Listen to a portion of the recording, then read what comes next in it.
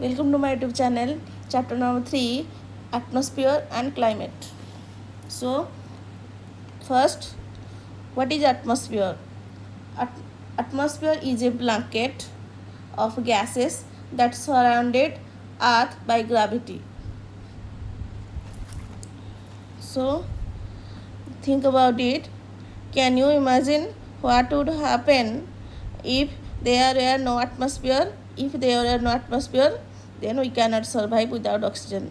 बिना ऑक्सीजन के हम सर्वाइव भी नहीं कर सकते 1 मिनट के लिए भी. So first, composition of the structure of the atmosphere. तो आज की जो एटमॉस्फेयर में कौन सी गैसेस है. So the atmosphere of the earth composed of mixture of various gases. So different type of gases. पहले नाइट्रोजन सबसे ज़्यादा है, जिसकी है परसेंटेज है 78%. फिर है ऑक्सीजन, जिसकी परसेंटेज है 21. फिर आर्गन 0.93 एंड अदर्स है 0.03 एंड कार्बन डाइऑक्साइड है 0.04. सो ये जो कार्बन डाइऑक्साइड है इसकी जो परसेंटेज है थोड़ा ज़्यादा हो रहा है क्योंकि due to the global warming. So ये पाई चार्ट के दौरान अगर एक पाई चार्ट बना जाए तो ये ऐसे सर्कल में तो ये हो जाएगा. तो composition of the atmosphere. So how nitrogen is useful for the plants. तो हमारी जो एटमॉस्फेयर है वहाँ पर नाइट्रोजन सबसे ज़्यादा है, लाइक 78% नाइट्रोजन है. so, वो कैसे यूजफुल होता है प्लांट्स के लिए. Remember that you learn about this chapter the invisible living world beyond our naked eyes in year grade. तो क्लास 8 में जो साइंस की चैप्टर में है. So how nitrogen is use for the plants.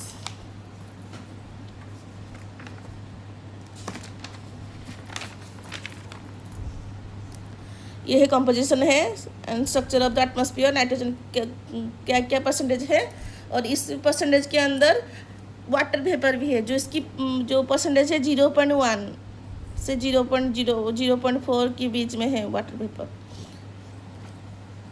So let's recall how nitrogen is useful for the plants. तो कैसे nitrogen useful plant के लिए होता है. मेक क्लोरोफिल यूज होता है क्लोरोफिल बनाने के लिए. It is the main part of the green pigment that trap the sunlight. तो क्लोरोफिल है जो कि सनलाइट को ट्रैप करता है, क्योंकि जो लीफ होता है वो फोटोसिंथेसिस के दौरान खाना बनाते हैं प्लांट्स पे.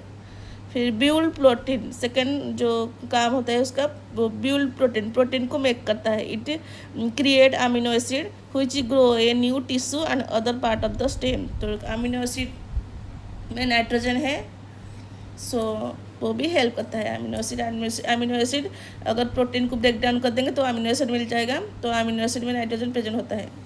फिर आया boost the leaf growth. Leaf की जो ग्रोथ होता है वो अच्छे से ग्रोथ करता है due to the presence of nitrogen. तो अगर इसकी डेफिशिएंसी हो, नाइट्रोजन की अगर डेफिशिएंसी हो जाएगा तो लीव्स टर्न येलो और ग्रोथ बिकम वेरी स्लो. अगर प्लांट्स में नाइट्रोजन की डेफिशिएंसी हो जाएगा तो जो सारे जो लीफ होता है वो येलो ग्रीन से येलो कन्वर्ट हो जाते हैं एंड इसकी ग्रोथ होता है वो छोटा पत्ते जैसे छोटे हो जाते हैं. How plants use nitrogen. तो कैसे प्लांट यूज नाइट्रोजन करता है. तो क्योंकि हमारी जो एटमॉस्फेयर है वो 78% नाइट्रोजन है in the air, but plant can not directly use. जो नाइट्रोजन होता है वो डायरेक्टली यूज़ नहीं करता. अबाउट द एटमॉस्फेयर में है तो एयर के थ्रू डायरेक्टली यूज़ नहीं करता, वो यूज करता है थ्रू नाइट्रोजन फिक्सेशन. वो प्लांट्स की प्लांट एब्जॉर्ब नाइट्रेट और अमोनियम आयन थ्रू सॉइल के थ्रू वो इसको एब्जॉर्ब करता है. और इसको एब्जॉर्ब करने के लिए हेल्प करता है राइजोबियम जो बैक्टीरिया होते हैं वो हेल्प करते हैं.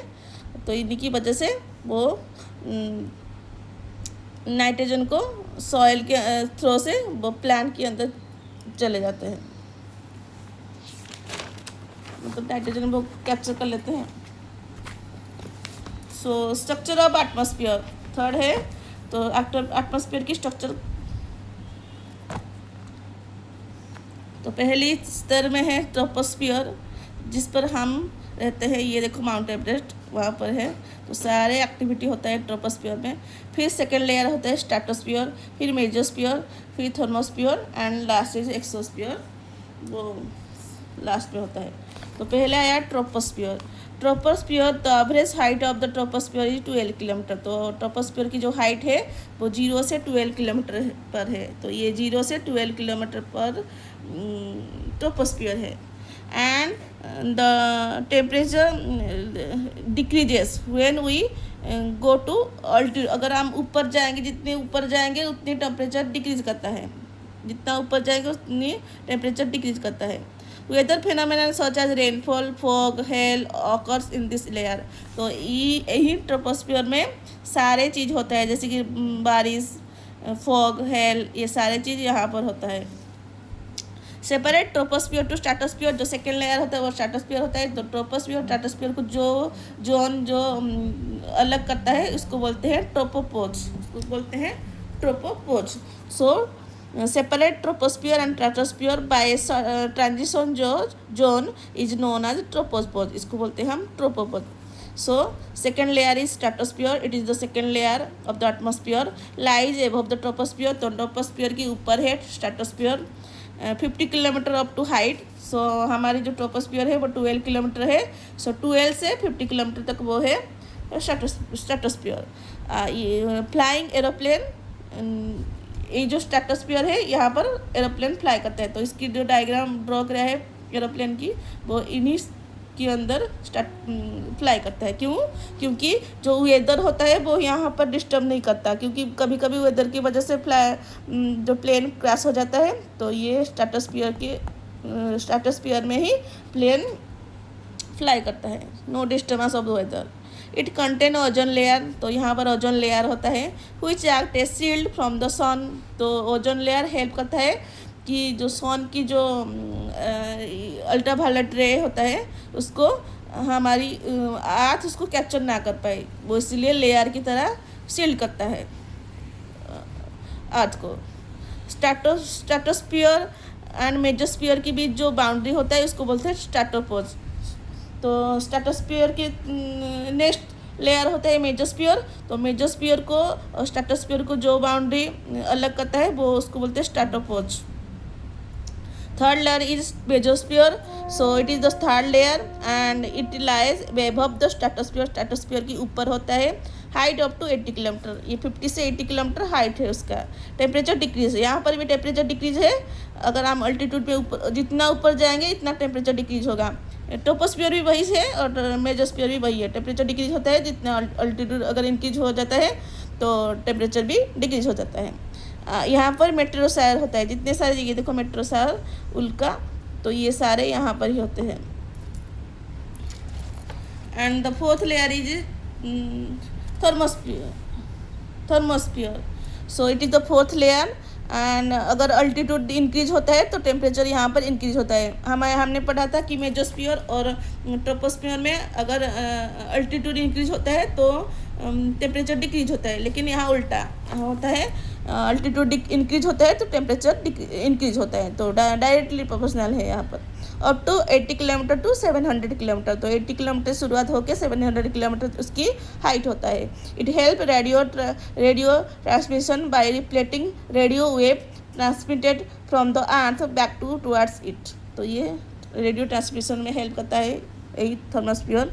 Ionosphere is the part of the thermosphere. तो थर्मोस्फियर की पार्ट होता है आयनोस्फियर, इसके अंदर आता है। यहाँ पर इतने सारे सैटेलाइट वो थर्मोस्फियर में दिखाई देते हैं। ये देखो सारे सैटेलाइट इधर है। सो ये जो एक्टिविटी होता है ऑरोरा वो यहाँ पर ही दिखाई देता है। फिर आया सबसे जो अपर मोस्ट लेयर होता है उसको बोलते हैं फिफ्थ लेयर बोलते हैं। It is the fifth layer and the upper most layer of the atmosphere, इसको बोलते हैं एक्सोस्फियर।